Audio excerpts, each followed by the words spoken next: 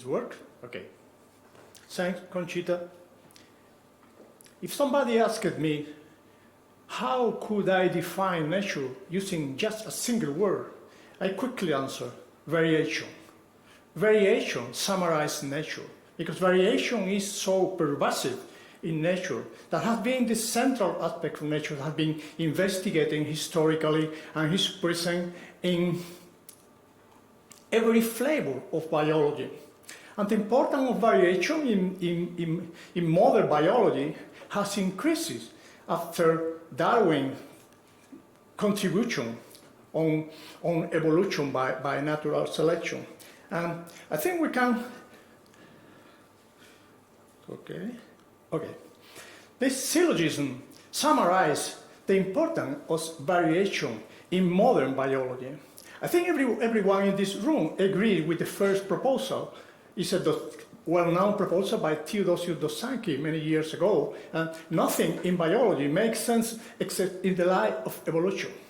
But, and this is a big but, variation is both a cause and a consequence of evolution.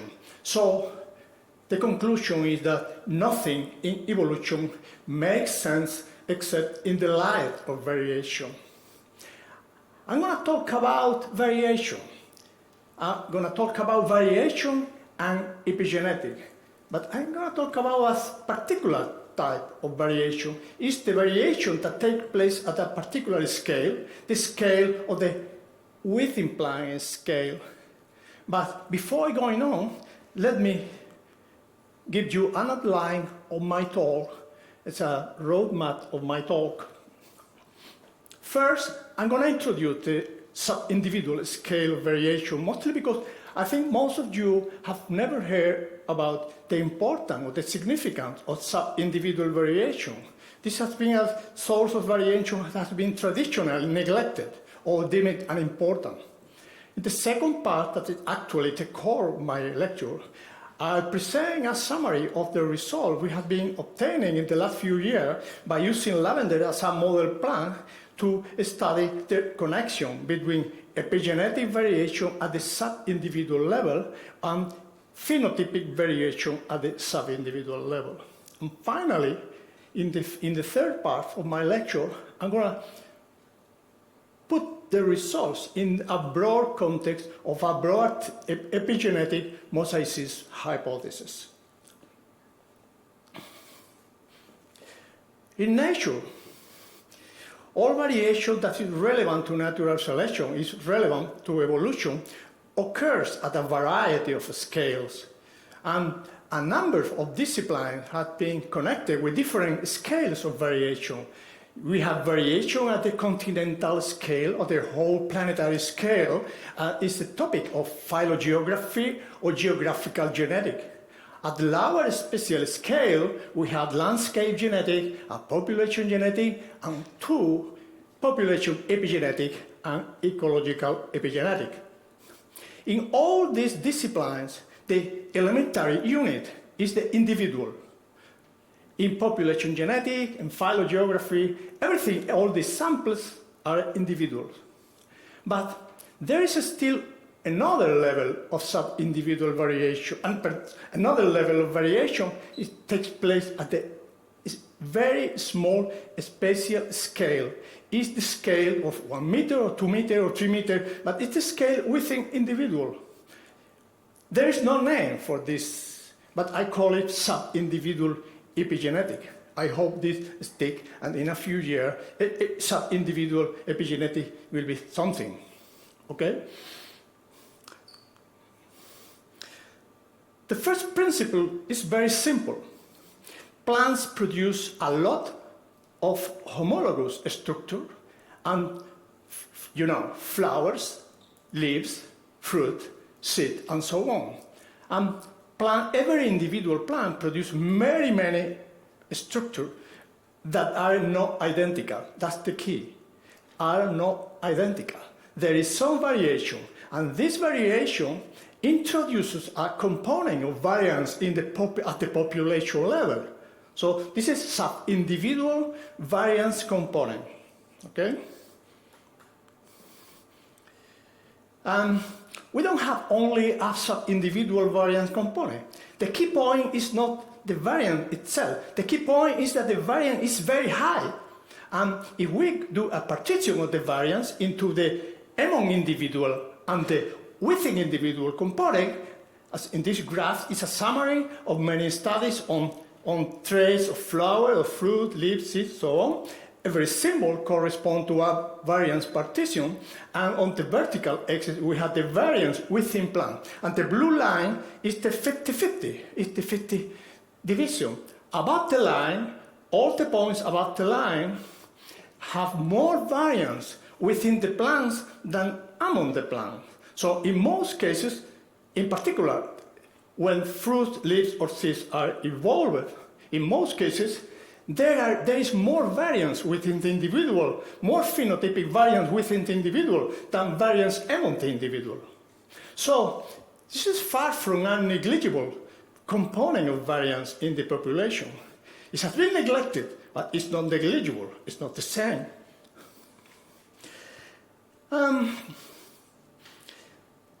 This variance is relevant from an ecological viewpoint.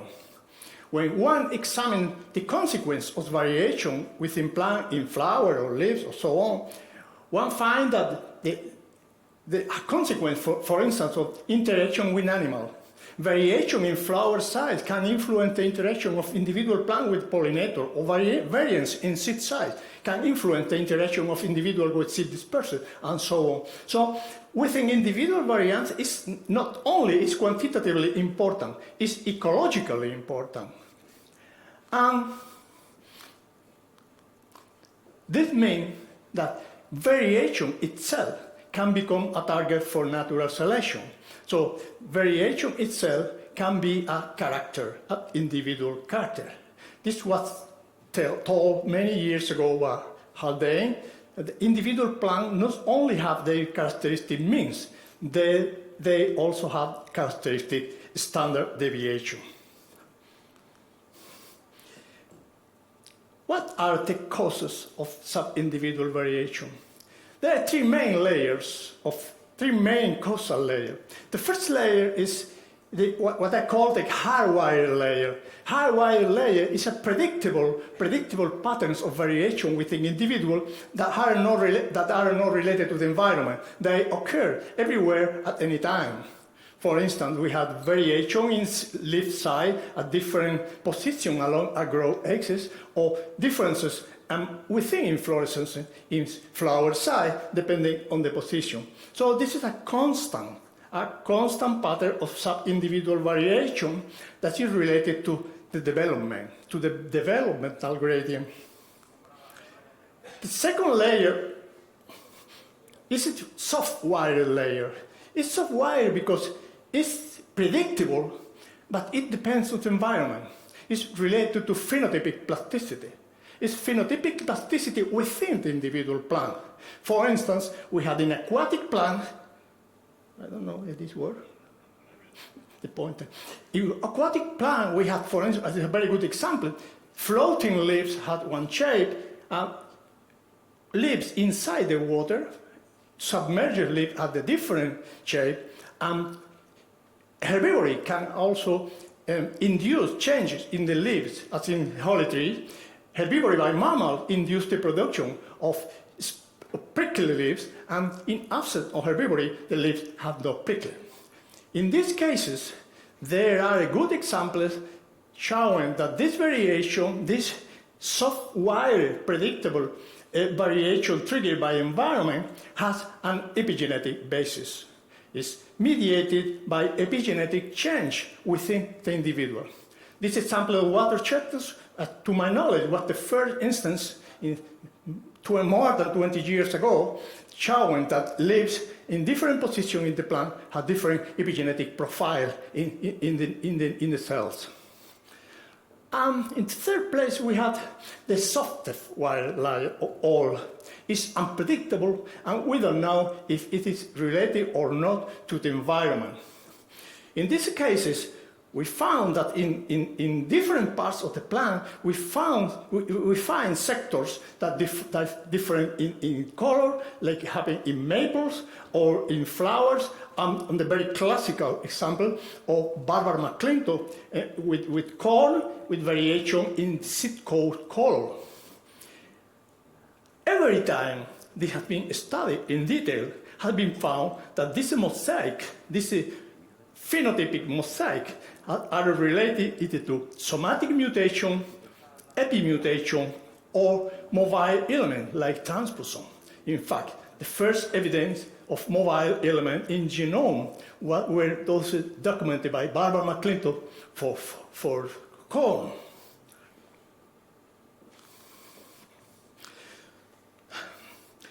So, examples so far on phenotypic mosaicism related to epigenetic have been related to the color or something very big, so very obvious. But not necessarily mosaicism, epigenetic and phenotypic mosaicism has to be related to obvious traits like color.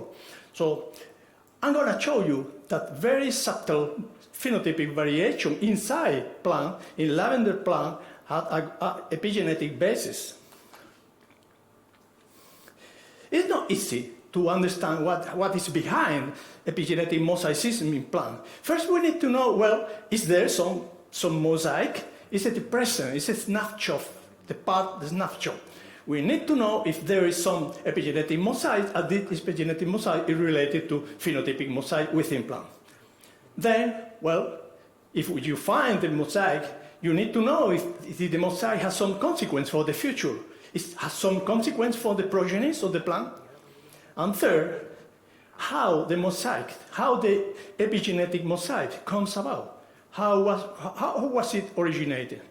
This is what they call the conundrum, because you need to know information on three different temporal levels: the present, the past, and the future. With this plant, is that while lavender is a common plant in eastern Spain, it's a young plant to the left, an older plant to the right. It's a particular good model system for studying the connection between epigenetic mosaicism and subindividual variation. We have been working in our lab for the last 4 or 5 years on this system, and all the results I'm going to show you are the result of collaboratives for people working in the greenhouse, in the wet lab, in the chemistry lab, and in the field are these people here. The lavender has very good characteristics useful for the study of the epigenetic mosaicism in relation to phenotypic mosaicism. The first one is that the plants are made up of discrete modules. This is a module here. I don't think the pointer doesn't work. Each module is made up of a group of leaves and one inflorescence. So it's very easy to separate different functional modules in the plant. And the modules frequently have differences in fitness-related traits, like, for example, seed production or seed size, or things like that. And very good. The plants are relatively long-lived. That means that epimutations are likely to appear in 30 or 40 or 45 years. And a genealogy of the module can reconstruct it. So you can look back to how the plant was, how the ontogeny of the plants produced the mosaic. It's very easy to work with it in the greenhouse. Maybe some of my colleagues don't think so, because they have to tackle it with the greenhouse. And finally, we found that there is heritability of DNA methylation and heritability of MSAP marker. So this looks like a very good system for the study of the connection between epigenetic mosaic and phenotypic mosaic. So the snapshot is the present, what's happening now when you come to the plant. How is the plant? Is there a mosaic? Is there an epigenetic mosaic? Or is there a phenotypic mosaic? Are they connected? Right now, at the moment, you look at the plant. It's very easy. You only have to sample a number of modules within the plant and sample leaves of the module to obtain epigenetic information of the leaf in each module, and then collect information on the phenotypes of the module, so that you have paired values of epigenetic feature and phenotypic feature for different modules in the same individual. It's not absolutely not complicated sampling. The first striking result we found is that we didn't expect that. We didn't expect that overall methylation, global DNA methylation of the genome of lavender plant was different in different modules of the same individual. And the difference was not small. We can have between 24 or 28% of methylated cytosines in the same individual. Each graph corresponds to one plant. On the horizontal axis is just the module in rank order, increasing order. On the vertical axis, you have the cytosine methylation. So there was a considerable within plant variation in something so, really, I agree, it's a gross descriptor of epigenetic, but it's an important descriptor anyway, because differences of 3.23% are not trivial differences. So we didn't actually expect so much within individual variation in methylation. Within individual variation in methylation is so large that if you do a variance partition, you get that within plant variation in genomic methylation is about 50% of the whole variance in the population. So about half the variance in DNA methylation that in the population occurs within the same individual, within the same trap. So there's a strong heterogeneity in DNA methylation within the same individual plant of lavender. Then we epigenotype the different modules, a different plant, and this is a projection of every sample on the plane defined by non-metric scale, the axis 1, axis 2. This is the classical representation of population genetic, except for one important thing. In population genetic, every dot is one individual and every ellipse is a population. But here it's not that way. Here, every dot is a module and every ellipse is an individual plant.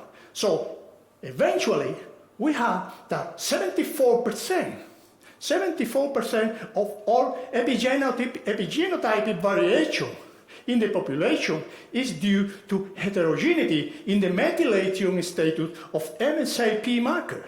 So there's not only strong variation, as I told you a few minutes back, in overall methylation, but also in the genotypes of the plant. Well, the first task was complete. The first task was to demonstrate that we have epigenetic mosaic. The second task is, well, okay, is there some consequence, is there some correlation with phenotypes? Is there some association between epigenetic mosaic and phenotypic mosaic? Look at this. On the horizontal axis, we have the cytosine methylation, the overall cytosine methylation in the genome, and in the vertical axis, I have here the number of seed produced per module, and the mean seed mass per module. Every line is the prediction for a given plant, so that there is within plant very clear within plant correlation, non-linear correlation between genomic methylation and seed size and seed number. Intermediate values of methylation produce more seeds and bigger seeds. Modules with lower methylation or higher methylation produce fewer and smaller seeds. So there is a nonlinear connection between epigenetic mosaic and phenotypic mosaic. And the same happens when you consider the methylation status of individual MSAP marker. What we did was a simple association analysis by applying linear mixed model and controlling as a random effect of individual plant, and then looking for significant association between the methylation status of a given marker and the trait of the module. In this case, we found that for every trait, we found a number of MSAP markers whose methylation status was significantly related, were a good predictor of how the phenotype in the module was. And in red, you have the situation in which the demethylation entails a decline in the trait value, and in blue, demethylation implies an increase in the trait value. In general, it seems that demethylation of individual markers tends to reduce fitness-related traits in fluorescent length, loss in number of means in man.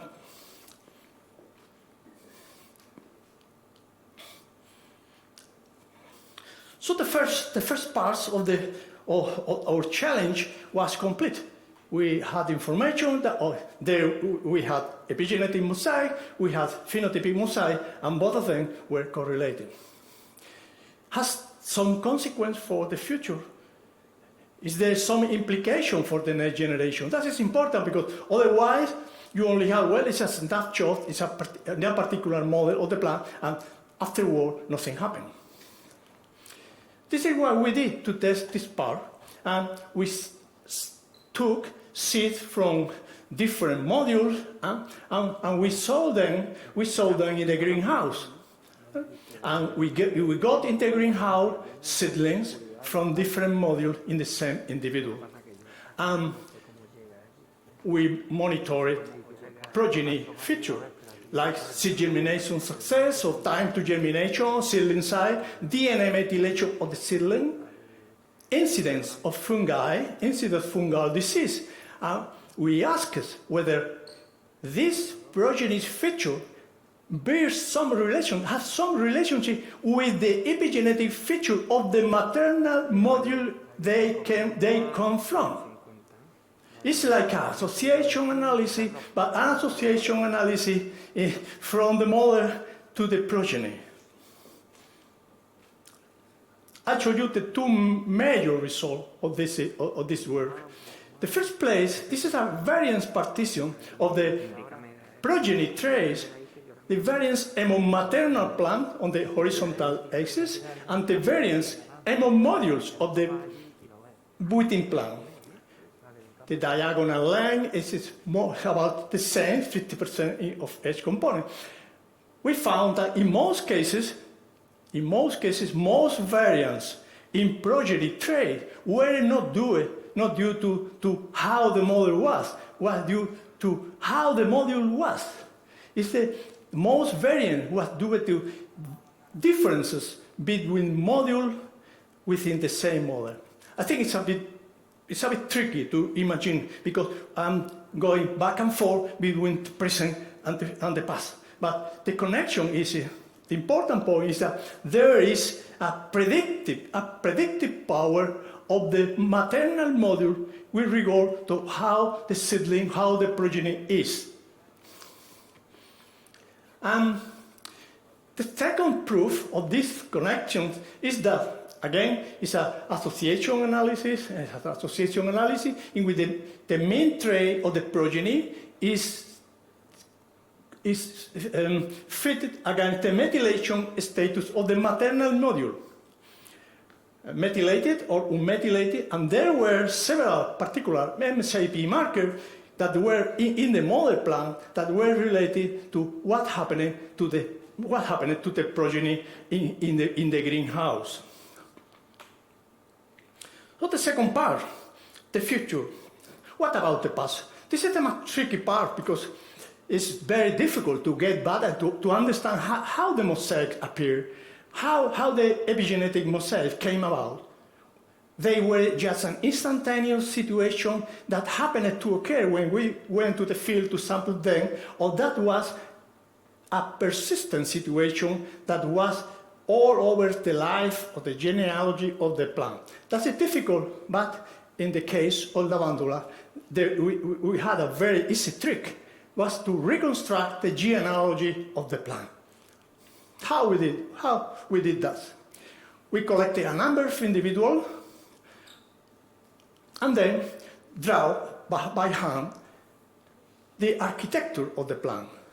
How was the branching pattern of the individual? Just by hand, old-fashioned. Then, at every node, we cut the node and counted the rings so that we could age the node. And then, next step was quite easy. We only had to use phylogenetic method to construct a genealogical tree by introducing information between the differences in age between nodes and putting information of the module at the tip. So it's like a phylogenetic tree, but it's not a phylogenetic tree. It's a genealogical tree. The next step were clear.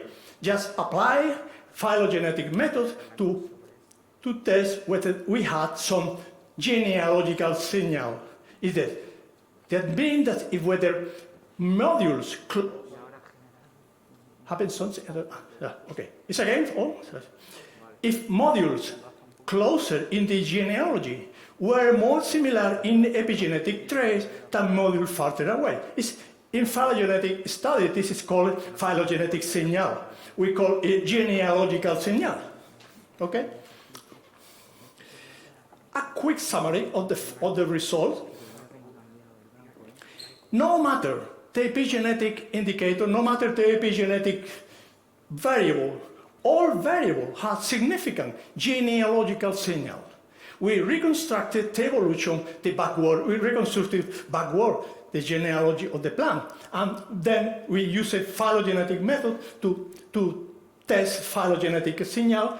Here, for instance, each tree is one individual plant, and the color of the branches is, in this case, is a DNA methylation, and you can see that there are sectors in the plant that at some point in the life of the plant, there were changes in DNA methylation, and these changes persisted and propagated in all branches arising from a given node.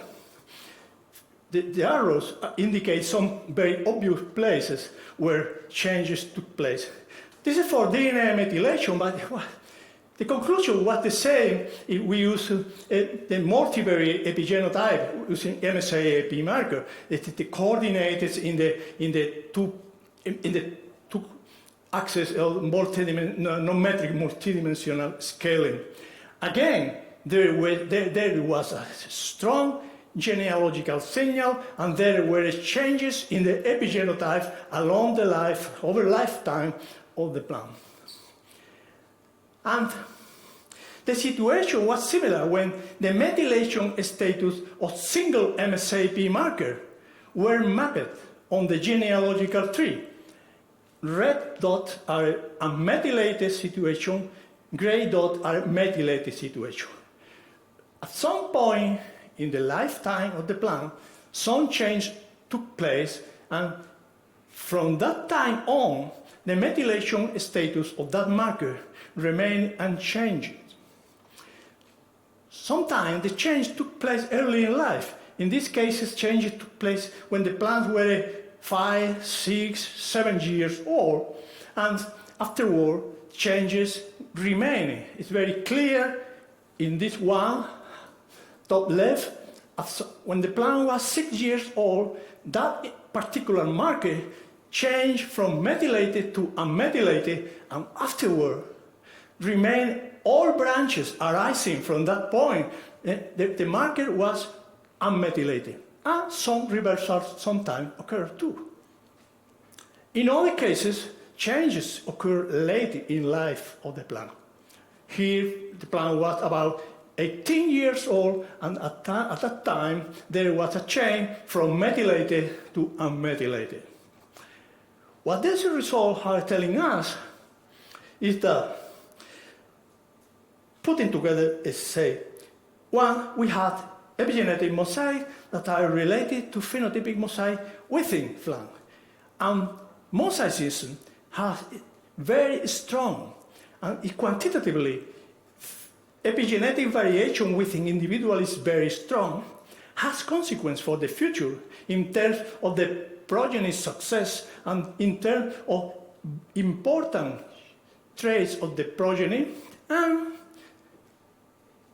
the mosaicism is occurring all over the lifetime of the plant, starting very early in life, and changes occur all along the lifetime. So in some sense, what this result indicates is not only we had epigenetic mosaic, we had a liquid epigenotype, all over the life of the plant. And these liquid epigenotypes have influences on the future, on the fitness of the plant, because it has influences on the fitness of the seedling arising from this plant.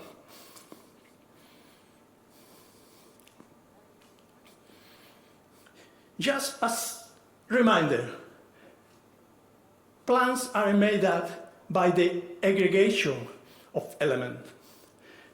New elements are being added to the plant, starting from a single seedling that arose from a single seed. But after the seed, many things happen, and this thing included branching and addition of different elements. This is very simple, but evolutionary theory is so strongly zoocentric that sometimes one has to remind this very elemental, this elemental aspect of plants, not only plants. Most organisms on Earth have this pattern, not like animals. It's another story. The final result of the addition and bifurcation and branching, and some branches grow more than others, and so on.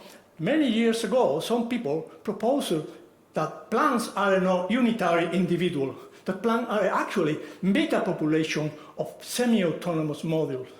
This was about the late 80s of the last century and early 19th. There was many theoretical works proposing that individual plants actually are no individual, are a mixture of genetic individuals. And on this basis, it was proposed the genetic mosaicism hypothesis. It was proposed by two groups of authors independently, on one side with an astrologicals, and more or less about the same time, independently, Gill and others proposed this theory. This theory has three major elements. Spontaneous mutation occur among the proliferating meristem. Okay? Every cellular cell division has some non-zero probability of having a mutation. I'm talking about conventional genetic mutation, point mutation. Many of these mutations are preserved, are expanded hierarchically among the modules. And finally, the within plant phenotypic heterogeneity arising from genotypic heterogeneity will affect individual fitness of the progeny. Well, the theory on this was really strong and was really convincing, and there could be any doubt that this could be possible. But in fact, years passes and evidence in favor and evidence supporting the genetic mosaicism hypothesis is still absolutely scarce. There is very, very, very few of genetic mosaic, and very, if any, and very few examples of correlation between genetic mosaic and phenotypic mosaic. So, passing the year, this theory has finally faded away and actually failed. That's because you can have the best of the theories of the world, but the empirical result, you don't find empirical support to your theory will finally die a good death. Why the failure of the genetic mosaicism hypothesis? Why? This is called a fundamental equation for genomic mosaicism plan. It is decomposed in three factors, and the probability that one individual plant becomes a genomic mosaic depends on the product of the lifetime cumulative number of growing tips, because every growing tip is like a throwing a dice. It's another occasion for a new lineage, a new cell lineage where mutation can appear. multiplied by the mean lifetime number of cell division per gravity, and finally, and this is the important point, the mutation rate per cell division.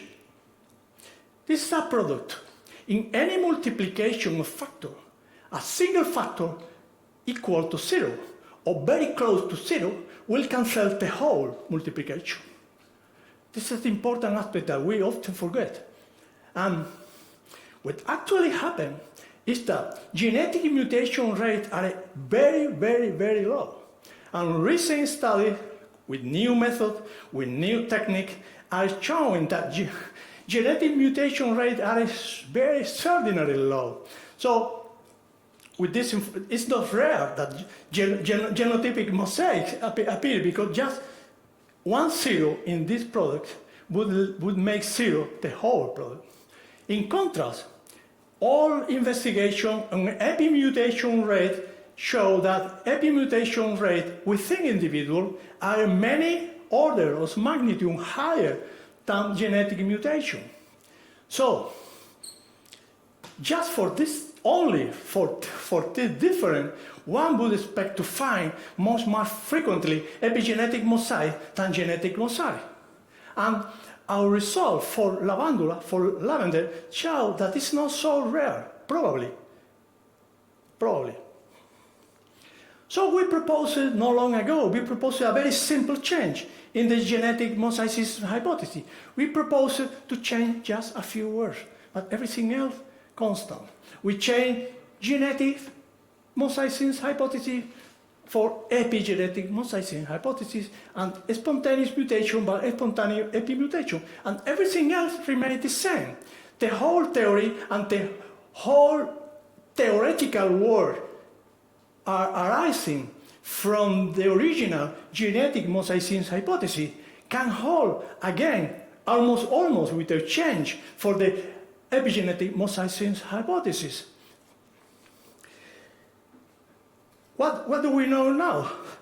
Empirical information, again, as always. For the moment, I only am aware of our work on lavender. There is some recent work on poplar, but not linking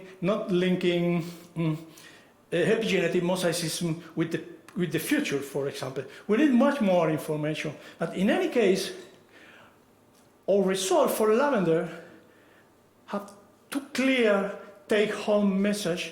One of them is in a practical message. As a plant individual most often won't be unitary individuals with regard to epigenetic. And it's most likely that when we sample plants for epigenetic study in the field, we should take different samples from different parts of the same individual, because there is a strong component of epigenetic variation that occurs within the same individual. If we don't sample different parts of the same individual, we will be missing that component of variance, and we will overemphasizing differences between individuals just because we are not sampling within plant. This is on practical ground. But on conceptual ground, I think that the transgenerational effect of the within plant epigenetic mosaicism created transient or liquid epigenetic individuality. And this epigenetic individuality have the same common genetic individual, in the same genetic individual. So the same genetic individual along the life can have a constellation of successive epigenetic individuality. This raises a number of interesting questions. Some of them are particular to the field of epigenetic, but some of them have to do with bigger biological problems. One of them is the evolution of individuality. The evolution of individuality is a problem, unresolved problem in biology. We still don't know how individuality appeared in the tree of life. And there are still new papers appearing every now and then on how individuality appeared in the tree of life. The existence of transient epigenetic individualities within the same genetic individuality can help us to understand better the evolution of individuality in biology. I know I have more questions than answers about this, but at least this opens a new way of exploring the possibilities of epigenetic study. Epigenetics has been following the tracks of population genetics, but it doesn't need to be so. We have new opportunities that are not available to people doing population genetics. Maybe at the beginning of the epigenetic study, we were envious of genetics, but I don't think that envy is justified at all. We need to exploit the actual possibility that epigenetic is offering us. Well, I think that's all. Thank you very much for your attention.